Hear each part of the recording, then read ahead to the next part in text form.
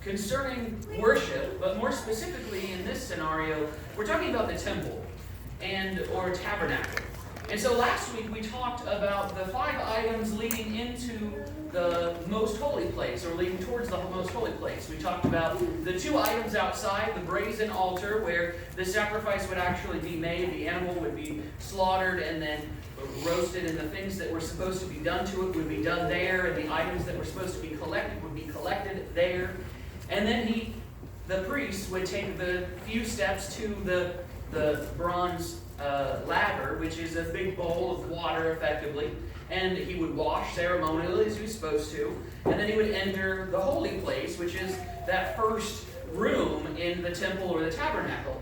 And this area was explicitly for the Levitical priesthood to go in and to take care of the various items. There are 3 items in here.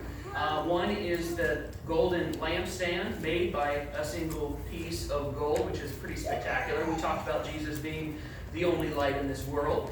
There is a table for showbread, that is large cakes distributed or brought from the 12 tribes of Israel, one representing each tribe, talking about how God is the provider. We talked about Jesus being the bread of life. And then there is, before you enter into the most holy place through the veil, there is a table there as well, and it's got the incense on it. And the incense, we saw through the Old Testament, represented their prayers going up to God. We also saw it, interestingly enough, as I was pointing out numerous times in the book of Revelation, the same physical imagery representing something spiritual. And we made those connections as was appropriate, because we live and dwell in a covenant that is not physical in the same way that the Old Testament was. And so as we take a few more steps into an area that very few people had ever been to and ever witnessed, if you have the handout from last week, you're welcome to get it out. If you don't, it's okay. Use your imagination. So there's this giant veil, this giant piece of fabric, and on the outside of that piece of fabric, Exodus chapter 26, verses 31 through 33, if you were interested. Also, there are outlines in the bulletin. If you don't have one, you're welcome to go get one if you'd like to follow along. In Exodus 26, 31 through 33 tells us about this. It was made of a single piece of fabric that would be pulled open by the high priest, and it was supposed to restrict access and view from the most holy place, which is the area that is in the center of the temple or the tabernacle. It was the hub of Israelite life. It was where something spectacular would happen, and a place that was supposed to be restricted from all access, unless God had specifically directed someone. In most cases, we find Moses being directed into that area. And no one else was to go in there except the high priest, and only him, and only the high priest on the Day of Atonement. He would go in twice. So it was a very secretive, I don't even mean to use the word secretive in a bad way. They knew exactly what was in there because they can read the Old Testament and it would tell them exactly what was in here. But it was a place that just about every Jew really wanted to look into. As much as the Gentiles were curious what the inside of the temple was like at all the Jews were real curious what was inside the most holy place, what it looked like and how it was arranged, because all they really had was some explanation in the Bible. And so you have this veil. And one thing that I noticed reading it again is that this veil was embroidered with 2 cherubim. And cherubim we'll talk about when we get down to the mercy seat more specifically. But imagine these really large pictures on each side of this veil. And it represents these cherubim, these winged creatures. Now, to the Israelites, and specifically to the priests, this was a place that you were not allowed access to. And as I said before, when you're not allowed access to something, what do? You really want to know what's back there. And I have to imagine as the priest, as a normal Israelite would come in and he would bring his sacrifice to the priest, and they would be sacrificing the animal or whatever it was that they were supposed to be doing. I have to imagine you kind of shift back and forth and hope that the priest would happen to go into the holy place. Maybe you catch a glimpse of something inside. But there was no way you were ever going to see into the most holy place, because There was only one person who was even allowed anywhere relative access to it. And so you have this situation where everything inside represents, and we'll talk about this a little bit more in each point, the inside represented the presence of God. And while they all understood that God was with them in one form or fashion, it was explicitly understood that especially in relation to the Ark of the Covenant and the mercy seat, that's where God dwelt in a particular way. And they represented that early on in their understanding by when they were traveling through the wilderness. They were led by a pillar, either of cloud by day or of fire by night, and it sat right above the Ark of the Covenant. And as it moved, so moved the Israelites. As the presence of the Lord wandered about with the Israelites in tow, so they continued.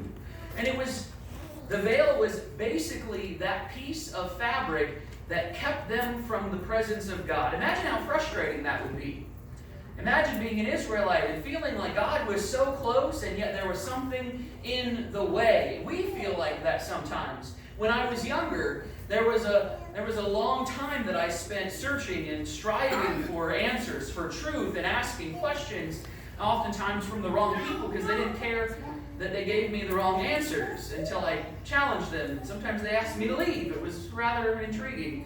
And usually once a person asks you to leave the church building, you know you shouldn't be there anyway. And that's what I figured. So I kept moving and I kept going until I found my father-in-law, who wasn't my father-in-law at the time, obviously. But he sat down with me and he answered every question I had. It had to have been Sunday after Wednesday night. When I had time, I was there and I asked her dad so many questions, and he was always patient. And he would always answer with the Bible. And I, for a long time, felt like there was a veil over my face, like everybody else saw something, but I just wasn't seeing it yet. It was frustrating. It was driving me crazy. And I have to imagine that's kind of what the Israelites felt like. And even possibly the priests. We have all this access, but there's even a piece that's kept from us that we're not allowed to go into, and we're not allowed to observe, and we're not allowed to be a part of. And I wonder if that's not what really drove Korah. And then additionally, what possibly drove Aaron and Miriam to be frustrated with Moses. Because, again, not only the high priest, but anyone that was specifically designated by God were allowed to go in. And Moses, on a number of occasions, does exactly that. In Matthew chapter 27, we see this really spectacular thing happening. Matthew chapter 27, verse 51. It's only one line, but the significance of it might be the most significant thing in the passage. And there's an earthquake, and other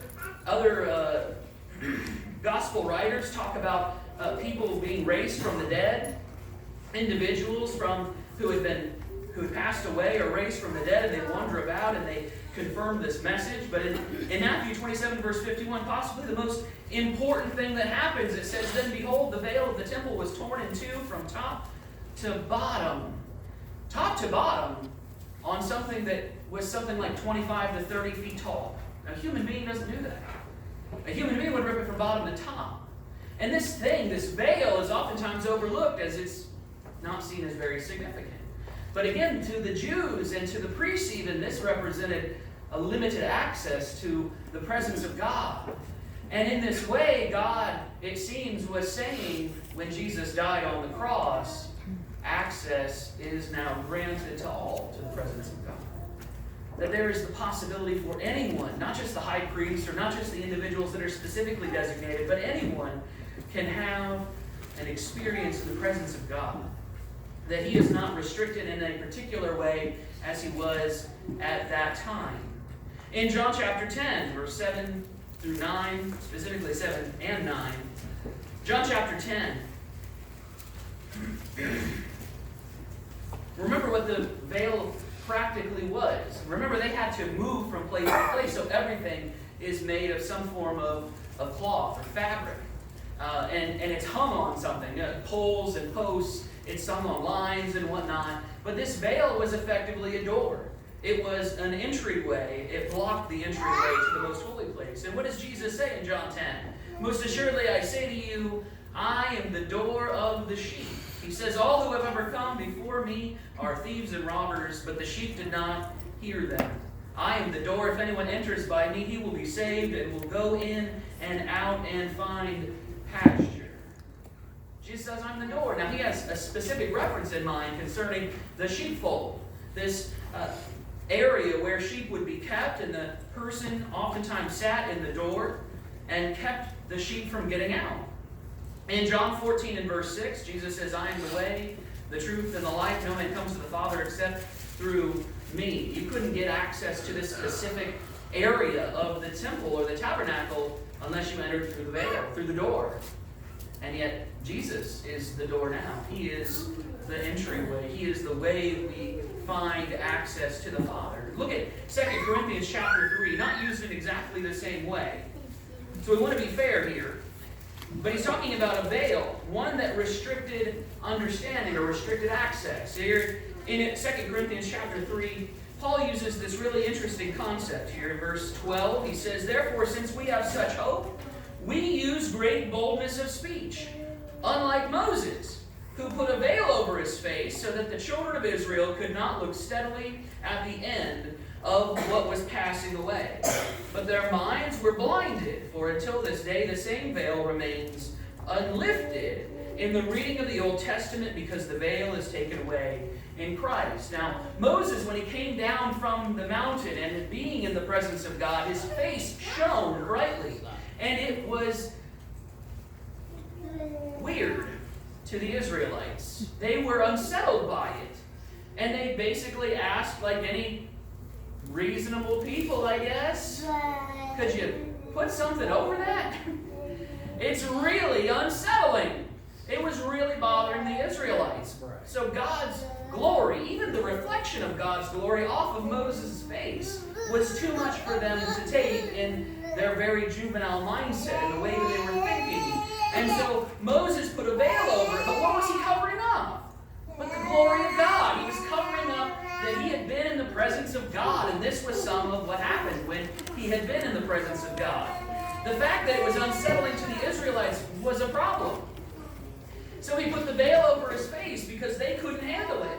And he says there in verse 12, therefore, since we have such hope, which is a greater hope than the Israelites had, we use great boldness of speech, unlike Moses. Moses had to draw back from all that he could have given the Israelites because they weren't ready for it.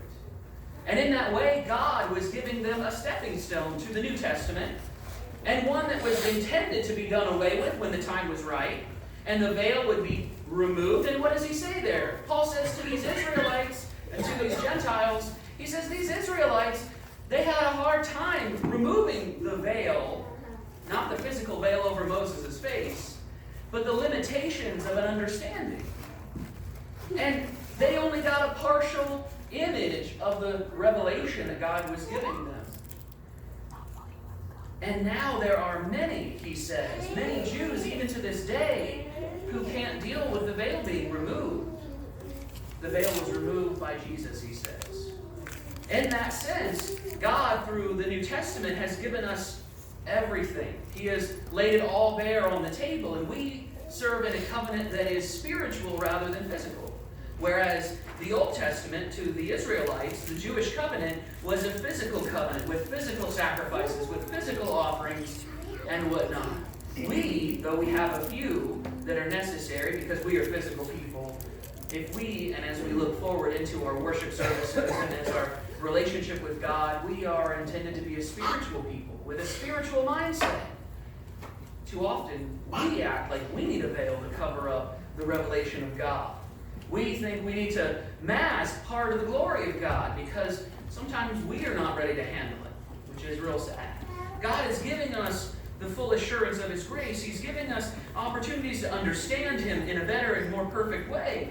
He says in verse 15, but even to this day, when Moses is read, a veil lies on their hearts. Some, on the day of Pentecost, we talk about the 3,000 that were saved, but how many more were standing there listening and they wouldn't hear? And when Stephen was preaching practically the same sermon, when they got to the fact that the Gentiles were going to be, no, we won't hear it. we won't hear anything about the Gentiles. As soon as he said the word Gentiles, they gnashed their teeth at him. And they picked up stones and they stoned Stephen to death. Because that veil that could have been removed in Jesus if they just understood, they were clinging to it because they were not ready. Because they were not ready to hear. He says, now the Lord is the Spirit, and where the Spirit of the Lord is, there is liberty.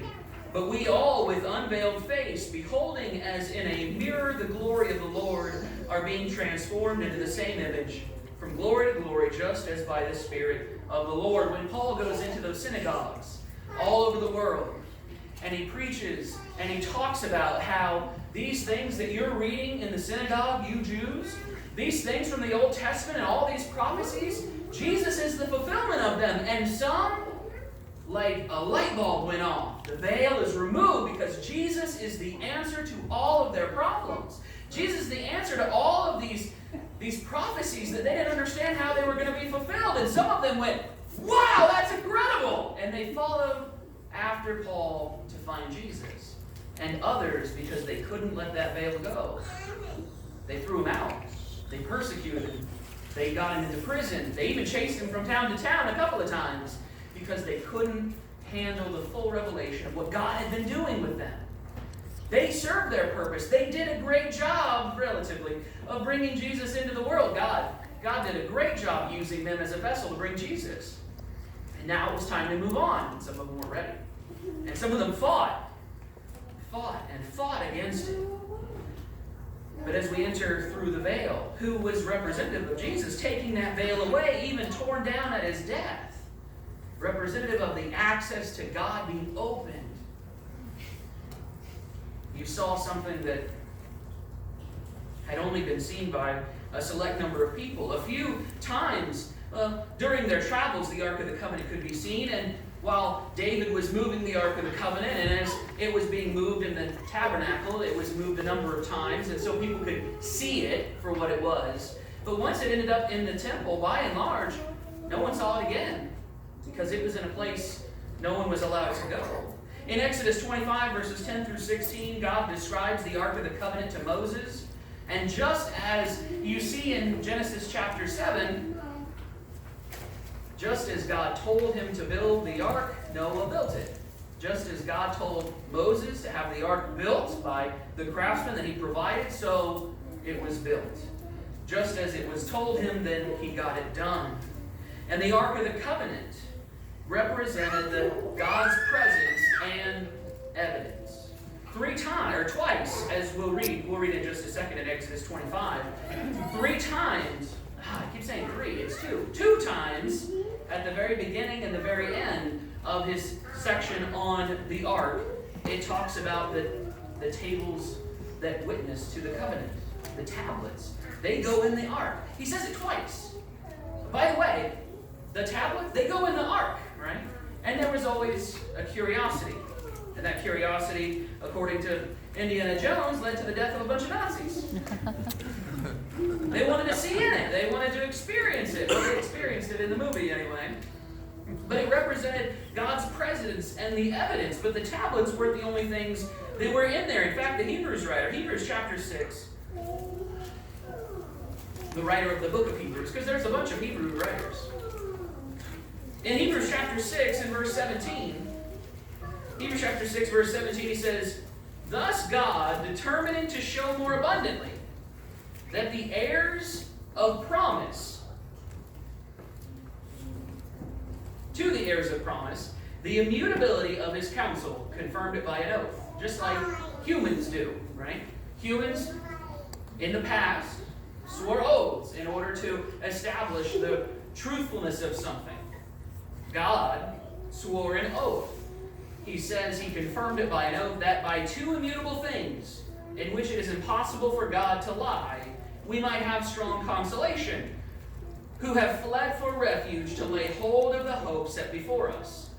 This hope we have as an anchor of the soul, both sure and steadfast, and which enters the presence behind the veil. The very understanding of the Israelites was that the presence of God dwelt, in the temple, in the tabernacle, in a way that he didn't dwell anywhere else. He says, verse 20, where the forerunner has entered for us, even Jesus having become high priest forever, according to the order of Melchizedek. It represented the presence and the evidence of God. Well, why evidence?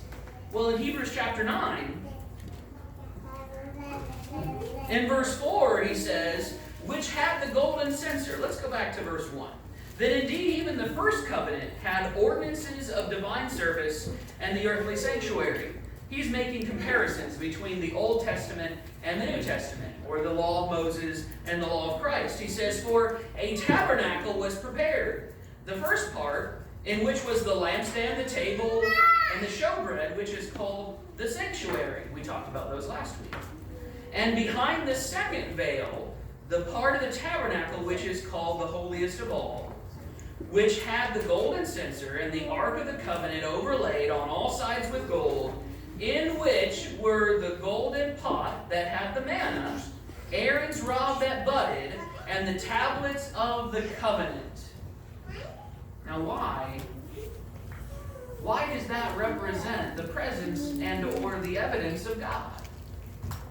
These were three spectacular things that took place and proved that God was with them in that particular way. And he had them located in the Ark of the Covenant to make sure they were kept safe.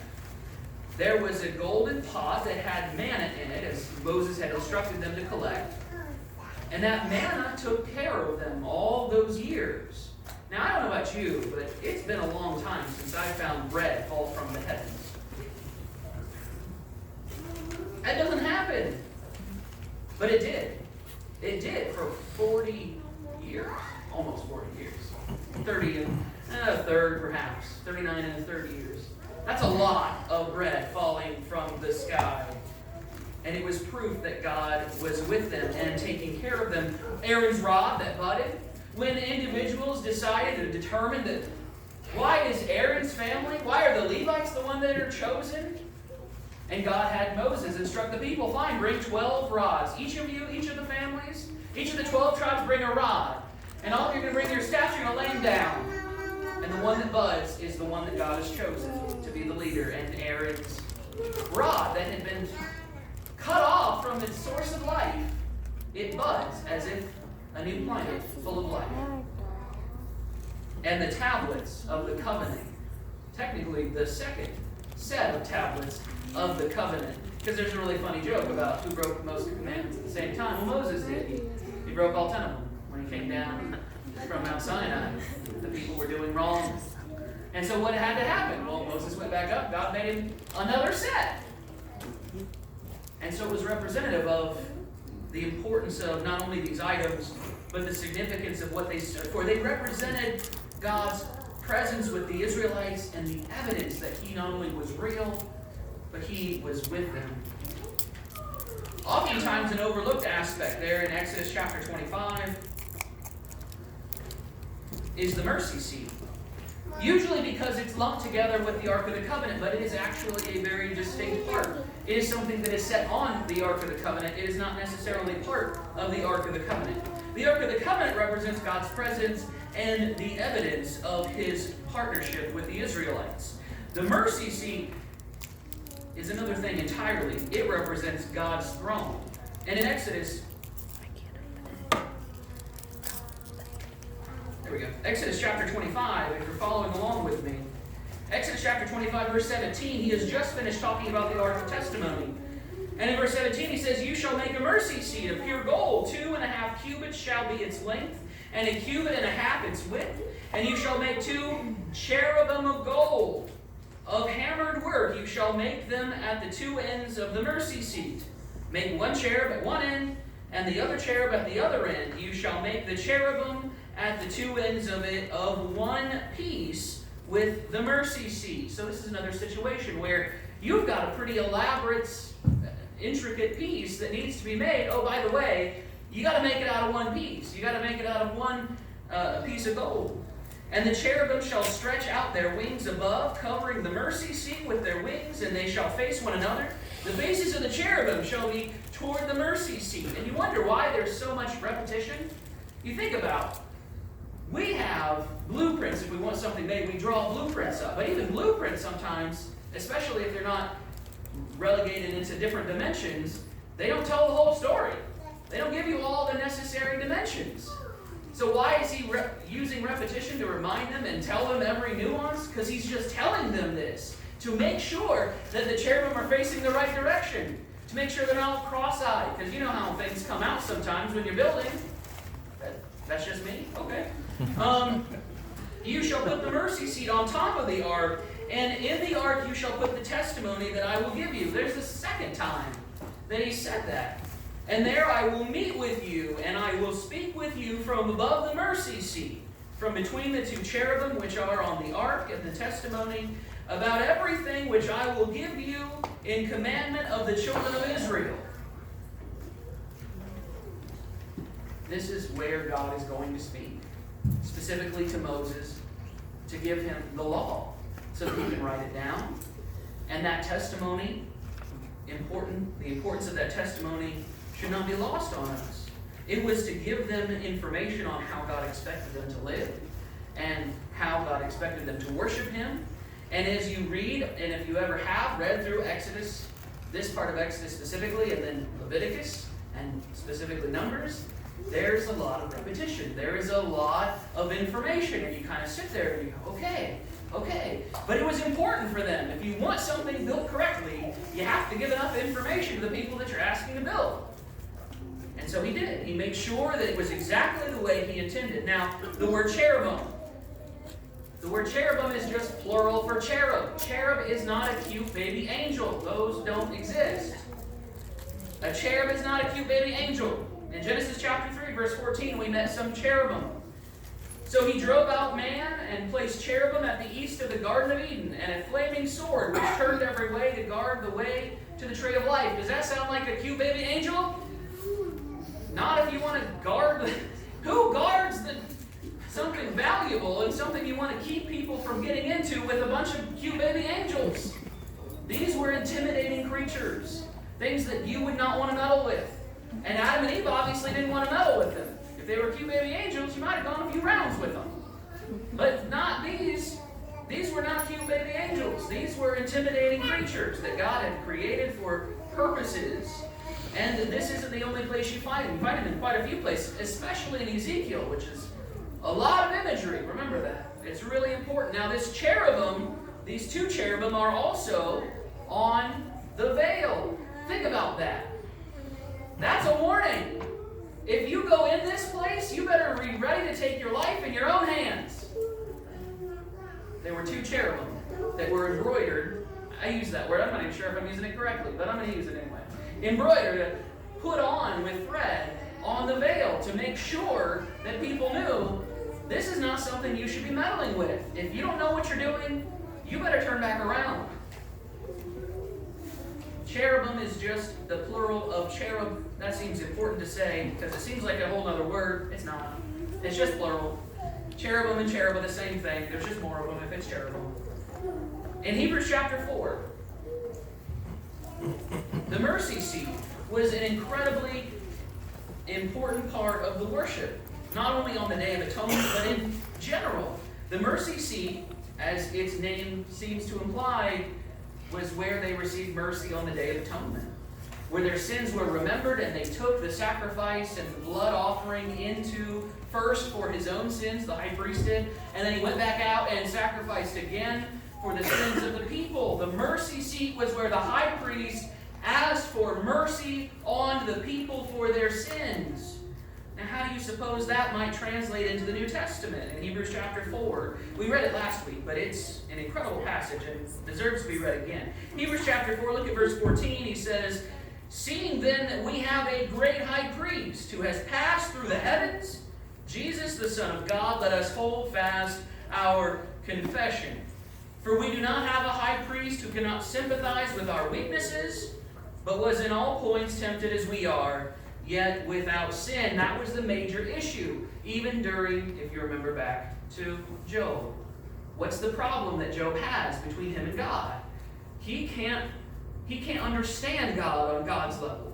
And he doesn't feel like he's represented to God, though God knows all things, right?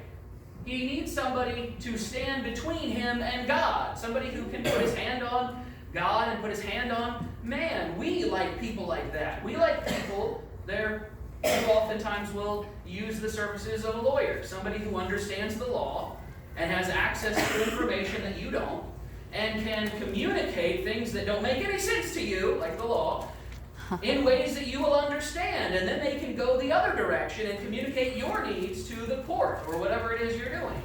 Those people are important. They serve a particular function. Well, Job didn't feel like he was equally represented in this situation. God is angry with him, and he doesn't really particularly understand why. What he'd really like is someone to come down and explain it to him. Well, guess what? God did that. He sent his only begotten Son to the earth so that he would go through the situations that we do, so that he would be tempted in all ways like we are, so that we would have an individual who knows what it is like to go through the problems of this life. And I think that aspect of it is more for us than it is for God, though it was necessary for him to come in the flesh, because then he was our brother, which made him a kinsman redeemer, which is a whole other lesson. An excellent idea, though. A whole other lesson about the kinsman redeemer, because it takes that long. It's so incredibly important. But for now, the throne of grace today, look at verse 15 again. For we do not have a high priest who cannot sympathize with our weaknesses, but was in all points tempted as we are, yet without sin. Let us therefore come boldly to the throne of grace, that we may obtain mercy and find grace to help in time of need. Where's the throne of grace? There's no more mercy seat. The Romans destroyed the temple. We can't go there. The holiest of holies isn't available to us, and it wasn't even before. We'd have been killed by the Jews if we tried to enter even the temple at large. So where's the throne of grace? It's in the true Holy of Holies. It's in heaven. And how do we gain access to it?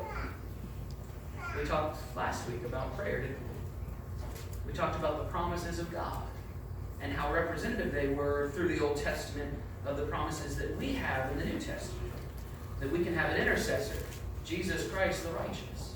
In 1 John chapter 1, if we confess our sins, verse 9, he is faithful and just to forgive us our sins and to cleanse us from all unrighteousness. 1 John chapter 2, verses 1 and 2, we have an advocate with the Father, Jesus Christ the righteous, who he is also, it says there in verse 2, our propitiation. Jesus doesn't just stand for the laver which we were washed in. He doesn't just stand as the animal that was sacrificed for our sins. He doesn't just stand as the intercessor that helps those prayers reach our God. He's not just the veil of the door. He's not just the bread of life. He's not just the light into this world. He also stands as the blood sacrifice that died, and that blood was placed on the altar in the most